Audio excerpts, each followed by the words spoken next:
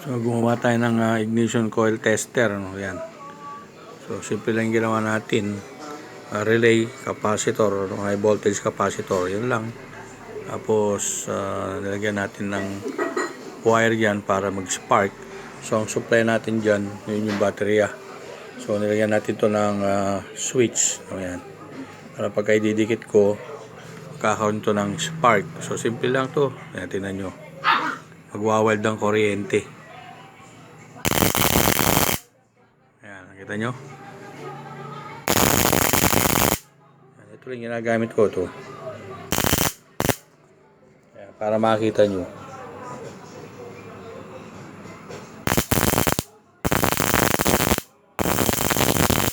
Ayan, yan yung ignition coil tester natin. Lakas ng kuryente, ano? Tutok natin bagya.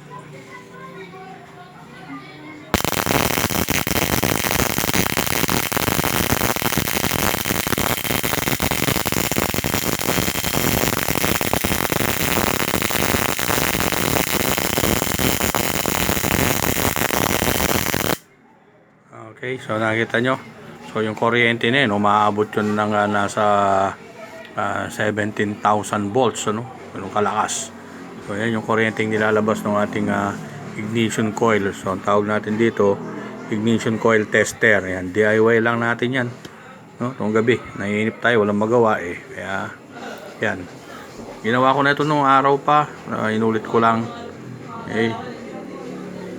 Kung gusto nyo ng ganyan tester, yan, follow nyo ako sa Facebook page ko tsaka sa YouTube, meron yan.